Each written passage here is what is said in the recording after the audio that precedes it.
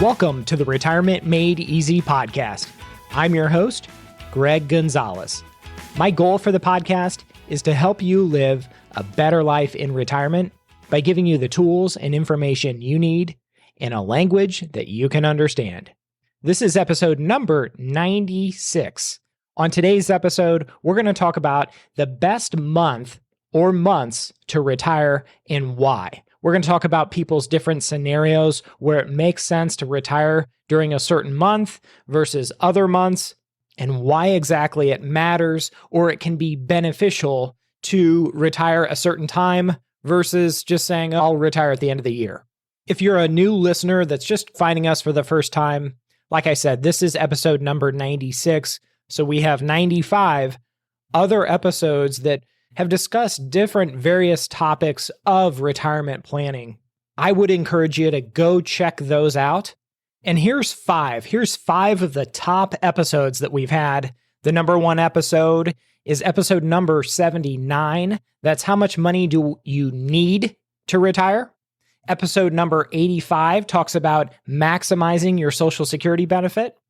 Episode number 1, the top 5 retirement myths. And then check out episode number 24. That's called Why I Love the Retirement Bucket Strategy. And the top 5 episode that you definitely need to check out is episode number 86. This was just 10 episodes ago. What rate of return do you need on your investments in retirement? In my opinion, episode number 86, what rate of return do you need out of your investments? That's kind of like telling you how fast you need to drive to get from where you are now to wherever your destination is, whether it's San Diego or Las Vegas. And I see so many people making this fatal mistake. They're going into retirement armed with something that is not even keeping up with inflation. Let's call it a CD, like a 5-year CD that pays 1.5%. That's just not going to cut it for the next 30 years. This is the money that you're going to be living on. This is going to be supporting your lifestyle for the next 30 years of retirement. And so many people, I just kind of want to pull my hair out when I see them investing all of their life savings, their retirement savings, in something that is paying 1.5%. Meanwhile, the cost of living is going up 3%. And I've talked about cost of living on so many different podcasts. It's kind of like blood pressure. It's the silent killer. And as a retirement planner, that's one of the tools, that's some of the work that we do, is to come up with what is the rate of return that someone is going to need, a pre-retiree is going to need to make their retirement plan successful. And if we just knew that return, if we knew how fast someone needed to drive in retirement, that just little bit of information can have an incredible impact on your future success in retirement. So that's one thing a retirement planner can help you with. One last thing before we get into today's episode, I wanted to remind listeners, check out our website, retirementmadeeasypodcast.com. There you can listen to all the previous 95 episodes, and please check out our resources tab where you can download free resources to help you with your retirement. You can check out our 2022 tax planning guide, our blueprint to a dream retirement. Greg's secret sauce to retirement is there. There's even a budgeting tool as you're kind of piecing together your monthly budget and how much your fixed expenses are every month. And then you can kind of determine what your discretionary spending is every month. That'll help you because you know, hey, how much does my lifestyle cost me every month? And then on the other side of the coin, we want to look at, okay, what are my resources that I have to fund my retirement? And by that, I mean Social Security, pensions, retirement accounts like Roth IRAs, 401ks, IRAs, all those kinds of things. And as long as we have enough resources to be able to fund your retirement, well, guess what? You can afford to retire. So check out that budgeting tool. That'll help you determine how much you're spending. And lastly, as so many listeners have done, at the bottom of the website, it'll say, Ask Greg a question. You can submit all your listener questions there. We love hearing from listeners, and especially your questions. It helps provide topics for future episodes. So again, the website, retirementmadeeasypodcast.com. All right, let's jump into today's episode. What month is the best month to retire? This is a tricky question. What month is the best month of the year to retire? There's a lot of factors that go into this discussion, depending on what you do for a living. If I was a business owner, I would retire in January and sell my business in January. And the reason I'm doing that is because it's a fresh start. It's a clean slate for my taxes, and I don't have all my earned income for the year that I'm being taxed on, plus the taxes that would be due on the sale of the business. I would rather wait until January, where at least I don't have any earned income for the year, or maybe just a couple weeks, right, worth of earned income, and then sell my business when I have a clean slate. There's other professions like teachers that I see so many teachers waiting until the end of the fiscal year. So a lot of the teachers end up retiring in July. That's when they get full credits for the previous fiscal year. And a lot of them, depending on what their state teacher's pension looks like, there's some that I've worked with that what they'll do is the teacher's pensions are based on, a couple of them in certain states, are based on your best 3 working years. Well, typically that's the last 3 working years because you're getting the raises along the way, right? And you have all that experience, and your highest earning years are those last 3 years. So in addition to that, I've seen teachers that will then go and work summer school, and summer school is definitely included in that pension calculation as well. I'm telling you, these teachers are smart. Now, there's other pensions like firefighters and police officers that they don't include overtime into that pension calculation. So it's just based on salary. So that's something to consider. Now, I have helped dozens and dozens of people plan for their retirement. I've heard a lot of different scenarios, and one that keeps coming up is for those that are in the corporate world that may have a bonus that's paid out. I have encouraged those folks to wait until their bonus is paid out. A lot of them, it's March timeframe. And how that works, if you're curious, is bonuses for 2021 would then be paid out in March of 2022. Now, I've had somebody point out that that's kind of an ethical dilemma. And to me, and this is just me personally, I don't see that as an issue. I don't see that as an ethical dilemma. I wouldn't feel bad about retiring in April once my bonus is paid out to me in March. That bonus was earned the previous year. It's the same with if there's any company stock or stock options that are issued. Hey, once those are issued, they are yours. There's other people that wait until they retire once they're fully vested in their 401k. So maybe look at your 401k statement, and if you're only 80% vested, well, maybe wait an additional year, or maybe it's within 12 months when you'll be fully vested in that 401k 100%. And then all the match dollars that your employer matched your contributions, that's all yours once you retire. Again, to me, I don't see that being an ethical or moral conflict at all. But it may to you. So kind of keep that in mind. I have had a couple people point that out, but the vast majority of people kind of see eye to eye with what I'm trying to say. And really what I'm trying to get at here is don't leave money on the table. Don't walk away from a bonus that you earned the previous year by retiring a month or two too early. Now, there's other people that want to retire in the month in which they turn 65, so they can jump right onto Medicare. I get that. There's other people that want to retire 18 months prior to their 65th birthday. Why? They can jump on Cobra for 18 months, ride Cobra for 18 months until they turn 65, and then jump on Medicare that way. I've seen people certainly go that route. So certainly your age and what your plans are for health insurance, that's going to factor into this retirement decision as well. It may be the primary factor that you're considering. But one thing I want to point out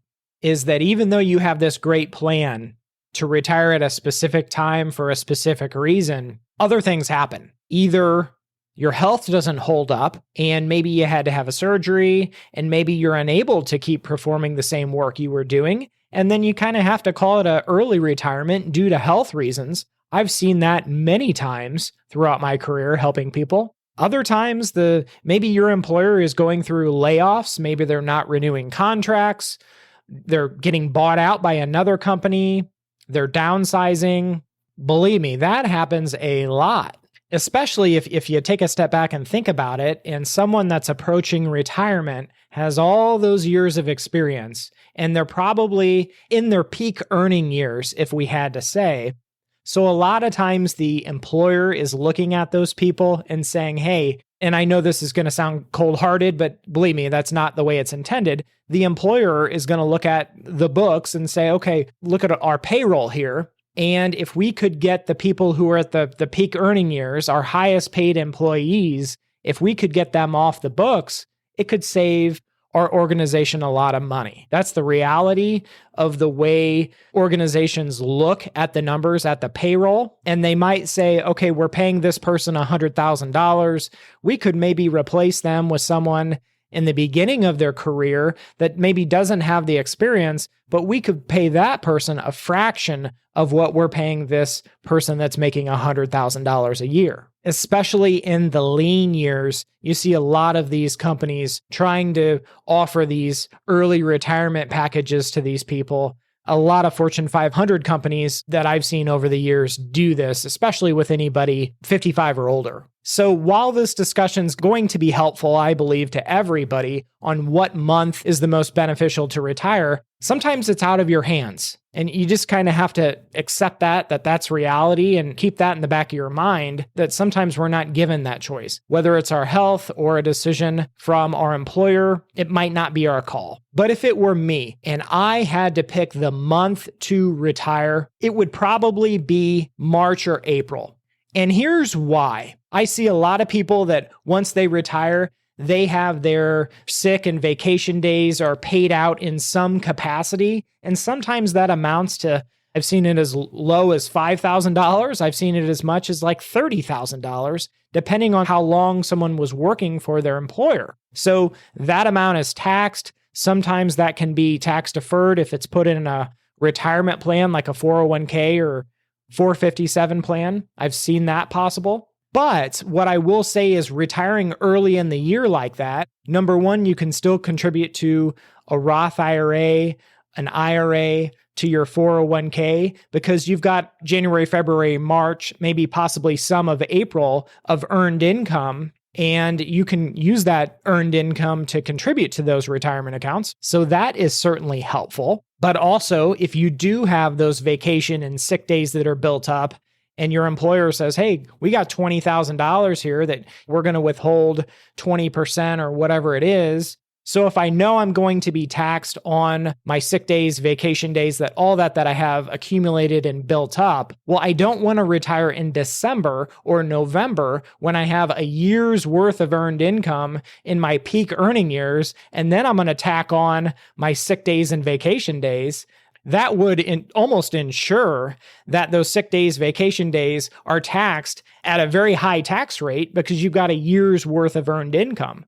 So in my opinion, it's going to make more sense from a tax standpoint to push off your retirement until March or April. Preferably April is what I like. And that way, you've only got, let's say, 3 months of earned income, still can contribute to a Roth, an IRA, that kind of stuff, an HSA through work. But the money that's taxed from those sick days, vacation days is going to be taxed at a lot lower tax rate because you only have 1/4 of earned income.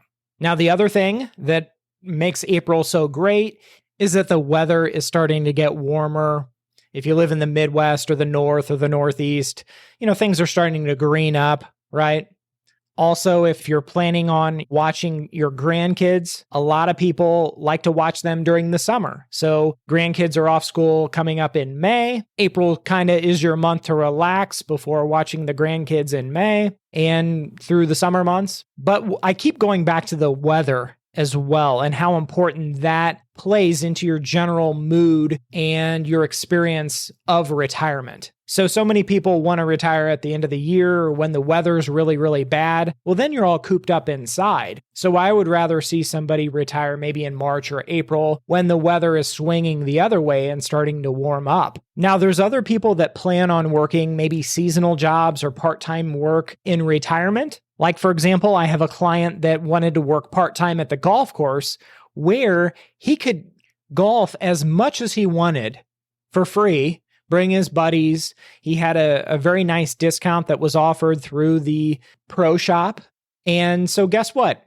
April timeframe was perfect for him to switch over to that role. That's when the golf course was starting to be extremely busy as the weather was warming up. So take all of that into account, what your goals are, what you plan on doing in retirement, and maybe think about what your favorite time of year is. Maybe it's fall. And I could share story after story after story of people retiring at different times in the year because that time of year was best for them. Some people like retiring on their birthday. A quick story, I have a client who was a FedEx mechanic. He's a retired FedEx mechanic. And guess what? The busy time for FedEx mechanics is the holiday season. He said not only was he worked to death almost during the busy season, the holiday season, trucks were breaking down left and right. He said just physically his body couldn't take another holiday season working that much overtime, and his knees were just in pain every single day.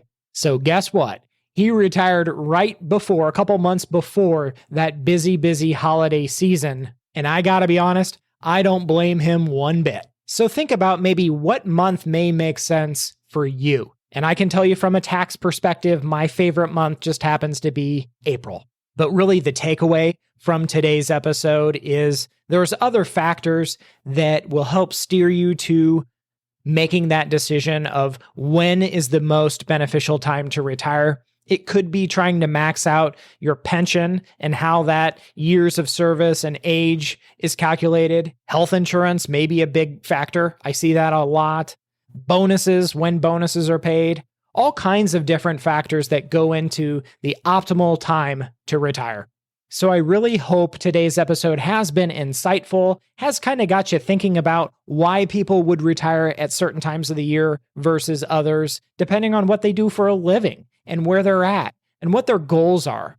That's one last thought that I want to leave you with is your retirement plan, your retirement goals and your dreams, they're your dreams. They shouldn't sound good to other people. I've mentioned my retirement dream. Once I retire, I'm going to go into coaching, like part-time, coaching financial planners in an effort to help them become the best retirement planners they possibly can be. Now, that's my personal goal. So you have to think about what your retirement vision is, what your retirement goals are. And it shouldn't sound good to other people. Starting my little consulting, my part-time coaching for retirement planners, that probably sounds awful to a lot of people listening, but that's what I'm passionate about. So most importantly, think about what you want, what's going to make you happy. Don't worry about what other people think. It's your retirement, not their retirement. It shouldn't sound good to them. I hope this episode of the Retirement Made Easy podcast has been helpful.